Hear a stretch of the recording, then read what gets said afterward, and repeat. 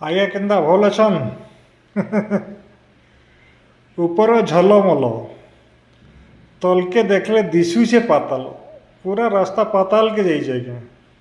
କେନ୍ କଥା କହୁଛି, ଏଇଟା ଦୁର୍ଗାପାଲି ଆରବି ରେଲୱେ ଓଭରବ୍ରିଜ୍, ଯେନ୍ଟାକି ମେ ଲାଷ୍ଟ ୱିକ୍ରେ ଉଦ୍ଘାଟନ ହେଇଥିଲା।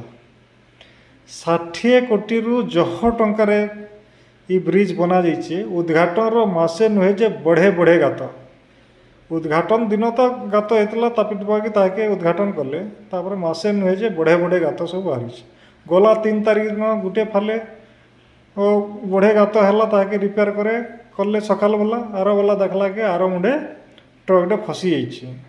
ଟ୍ରକ୍ ତ ଫସି ଯାଇଛି ବଡ଼ କଥା ଆଜ୍ଞା, ଯେଡ଼େ ଯେଡ଼େ ଗାତ ବାଇକ୍ ସାଙ୍ଗେ ଆପଣ ଢୁକିଯିବେ ଭିତରେ, ପୁରା ସିଧା ପାତାଲରେ ପହଞ୍ଚିବେ। ଏନ୍ତା ହେଉଛି ଅବସ୍ଥା। କାଁ କରବେ, ଖାଲି ଇଞ୍ଜିନିୟରକେ ଦୋଷ ଦେଲେ ନାଇଁ ଦିଏ, पूरा सिस्टम एथरे सामिल हम सभे जानिछन काଣା केन्ता काम चलीचे। पूरा माम कोटी कोटी टंकार माम विजिलेंस धरा पड़ुछन। आपण माने जानुथिबे केन हिसाब रे संपत्ति ठोल होचे।